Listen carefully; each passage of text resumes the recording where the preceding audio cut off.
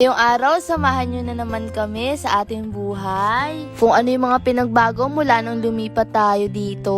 Madalas na namin palaging ginagawa. Maagang maaga pa nga lang, nahuli ko tong si Pangit nagtitipla ng barley. Kaya naman nga binidyohan ko na. Syempre, ganun talaga kapag content creator ka. Dapat kahit ano binibidyohan. Ang box pala mga mare, may 10 sachet na tapos 10 grams na siya at etong itsura niya. Eto si Pangit magtitipla. Eto na nga rin halos yung kape niya sa umaga. Malamig na tubig palang mga mare nilalagay niya para mas masarap. Kaya naman eto mga mare, naglagay na rin siya. Buy 2 get 1 free na siya mga mare sa halagang 1K lang. Cash on delivery plus free shipping nationwide. Alam naman natin ang barley ay talagang sikat na sikat kasi nga nakakatulong sa atin. Napakaganda rin ng mga benefits sa ating katawan. Dahil sa totoo lang mga mare, si mama palagi siyang inuubo kaya palagi rin namin siya pinapainom nito kasi magandis to sa mga inuubo. Acidic din kasi si Pangit mga mare kaya naman talagang iniiwasan niya ang kape. Pagkatapos niya nga minom ng barley, nagpasama naman ako sa kanyang bumili. Nakakatuwa nga, malapit na yung bilihan dito. Hindi katulad noon mga mare, kailangan pa natin maglakad at ay na nga bumili na tayo. Pa-cash in nga rin kami mga mare dahil ngayon due date talagang hinahabol na tayo. Lalo na sa pagre-rent ng bahay mga mare, ang hirap talaga kapag nangungupahan ka. Bis na yung pagkain na lang iintindihin natin, kailangan pa rin natin intindihin yung sa upa. Kaya alam ko may makakarelate dito yung mga nangungupahan din. At ayan na nga, umalis na rin ako sa tindahan at magluluto pa kasi ako. Kaya mga mare, nag-iipon talaga kami pambili ng lupa. Pero sa probinsya na lang tayo muna bibili kasi nga doon mas mura yung lupa kasi dito. Kaya na nga,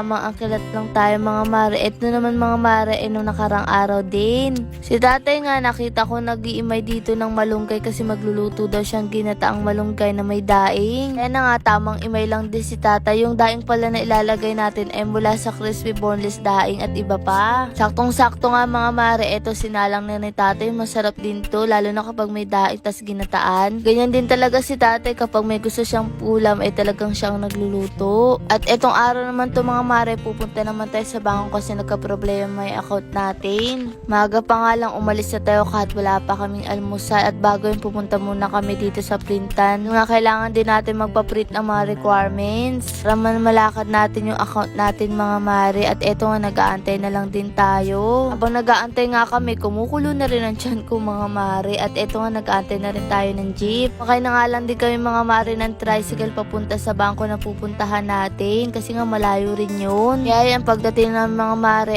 tamang-tama, maraming tao. Sana nga lang maging okay na mga mare kasi kailangan din talaga natin yung pera. Pagkatapos nga, umuwi na kami at gutom na gutom kami kaya ganyan mga itsura namin. Haggard na nga rin ako. Paano ba naman kasi kahit tubig hindi kami nakabili sa sobrang stress at ito ibang araw naman to. Mga organizer box habang nakasil pa mga mare kasi kailangan talaga ng mga damit namin. Dahil nga dumadami na yung mga damit namin at talagang wala rin kami mapaglagyan pero ayaw namin ng Durabox. Titiyak ako na hindi magkakasya kahit dalawa pa kaya ginawa namin tigi-isa na lang kami ng box. Para kapag lilipat na rin tayo ng bahay syempre madali na lang bitbitin at kanya-kanya na rin. Sa wakas nga nandito na rin tayo sa bayan pero si Pangit nagayang kumain kasi hindi pa kami kumakain ng umaga na tanghalian. Dahil nga tanghali na rin ito mga mare. Nilang na nga rin namin yung regalo ni Ma'am Erica mula sa Erica Licious na relo kasi nga maluwag sa kanya. Ika-size lang din naman ng braso ko yung braso ni Mama kaya naman sa akin na lang din nagbase. Kay tatay nga din mga mare kaso sabi ko sa susunod na lang baka magkamali. Na naman tamang-tama at saktong-sakto lang sa kanya at dito na nga lang din kami kumain. Lala ko dati mga mare kapag pumupunta kami nila mama dito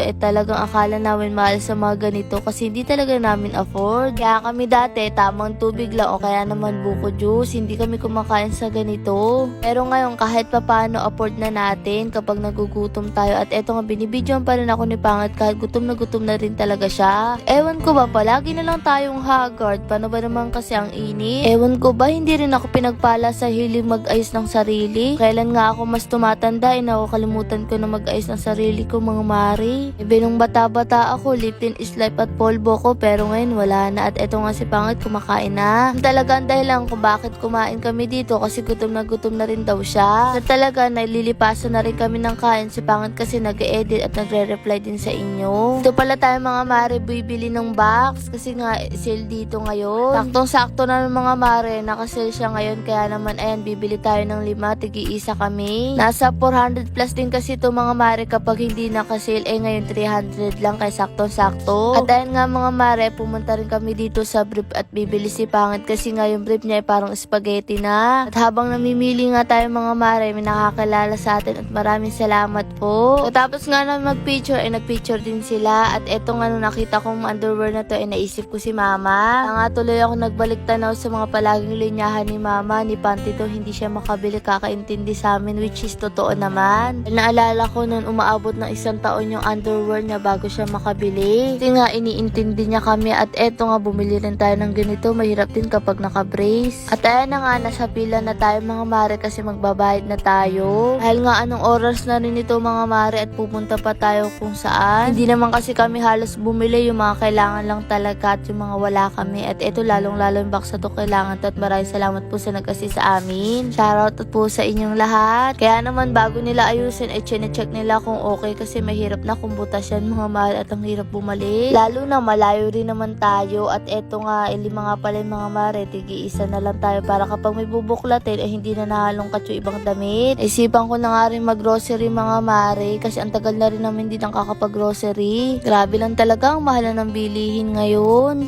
Paano ba naman kasi sa mahal ng bilihin tapos nga mga mare, kumuha na lang din akong toyo, mantika, asukal. Bili na nga rin ako ng gatas ni mama, yung Anlin. Kahit mahal yan mga mare, kumpara kay mama okay lang. Doon na si mama, napakasakitin niya mga mare pero kasi si tatay ay hindi. Yan nga lang din pinagpapasalamat ko sa Diyos kasi kahit si tatay pasawa talagang hindi siya sakitin. At eto nga binubuhat na yung mga box. Manapa nga tong box ay nakaupo ako nandito lang sa gilid at hirap na hirap na mga mare. Nood ko nga din yung relo ni mama mga mare para naman ma-charge kasi solar pala siya. Sa wakas nga nakarating na rin tayo at eto binubuhat na rin tong box pababa. Pagdating ko nga mga mare, eto sila mama ay nanonood kaya naman sinuot ko sa kanya tong relo niya kung kasya. Buti naman nagkasya na. Saktong sakto kapag aalis kami may relo na sila kaso hindi naman sila mahilig talaga sa mga ganyan. Siguro kasi hindi rin namin nakasanayan at ngayon nilalabas ko na yung mga pinamili natin. Hili nga rin ako ng mga kukuti ng mga bata kasi andito yung 2 kong pamangkin para kapag nanonood sila hindi sila naiinip. At syempre proud na proud ako pinakita yung gatas ni mama at ayun nga tiningnan pa niya. Totoo lang mga mare, halos bumagsak na naman yung katawan ni mama kasi nga palagi siya nagkakasakit ngayon kaya nga ipapacheck up ko siya ulit. Syempre hindi natin makakalimutan ang kanyang underwear.